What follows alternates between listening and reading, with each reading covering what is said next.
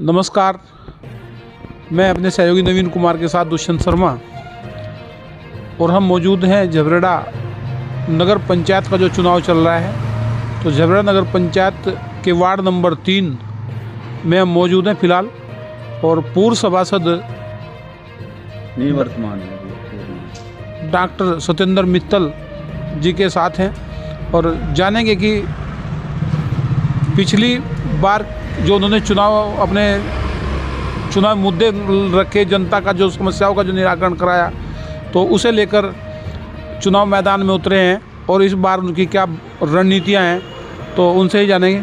Sir नमस्कार। धन्यवाद आपका। सर, पिछले पंचवर्षीय योजना में भी आपने अपने वार्ड में काफ़ी कार्य कराए, तो इस बार फिर आप चुनाव मैदान में हैं, तो क्या नई रणनीति तैयार की?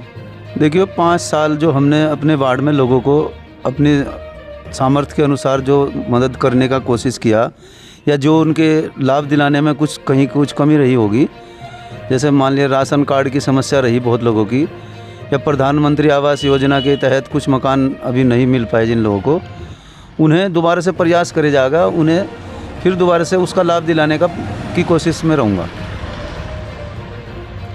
कितनी वृद्धा पेंशन, कितनी विधवा पेंशन आपने अपने वार्ड में कराई? देखिए, वृद्धा पेंशन और विधवा पेंशन हो या किसान निधि पेंशन हो, मेरे पास किसी भी वार्ड से अगर कोई मेरे पास पात्र आया तो मैंने उसकी निस्वार्थ बिना कोई शुल्क के, कोई फीस के उनकी मदद करी। और गिनती तो मैं बता नहीं सकता, अपने वार्ड से मैंने कम से कम 30-35 तो अपनी ही करा दी होगी। और इससे अलग भी अन्य वार्डों से भी अगर मेरे पास कोई अपनी समस्या लेकर आया तो उसमें मैंने उनकी अपनी जितनी भी हो सकी उनकी मदद करने का प्रयास करा।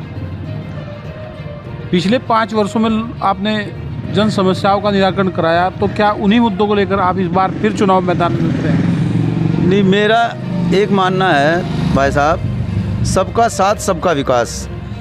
मैं सभी समाज को एक साथ लेकर अपने मन से चलता हूँ। मैं ये नहीं सोचता कि भाई यो मेरा वैश्य समाज से है इसका ज़्यादा काम करूँ, या फिर यो मेरे दूसरे अन्य समाज से है इसका कुछ कम करूँ। मेरी ऐसी कभी कोई नियत नहीं रही। सभी का एक साथ, सबका एक साथ विकास का कार्य मैं करने के लिए तत्पर रहता हूँ। मतदाताओं को कोई प्रलोभन देने का प्रयास जैसे दूसरे प्रत्याशी कर रहे हैं, आपने भी किया क्या? नहीं, सब लोगों का मन है, वो अपने आप ही मेरे साथ में जुड़े हुए हैं। उन्हें ये देखना कि मुझे कहने की ज़रूरत नहीं है कि भाई आपको अपने वार्ड में से किस को चयनित करना है। वो सब लोग समझदार हैं, जिसके पास समय है और जो उनकी मदद कर सकता है उसी में वो लोग फिर दोबारा से मुझे अपनी मदद करने के लिए तैयार है, स्वेच्छा से। तो कौन प्रत्याशी बेहतर है? भाई बेहतर तो देखो डॉक्टर साहब ही हैं। डॉक्टर साहब क्यों बेहतर है? डॉक्टर साहब पढ़े लिखे हैं, बुद्धिमान है, इसलिए बेहतर है। तो क्या जीत के प्रति डॉक्टर साहब क्या है?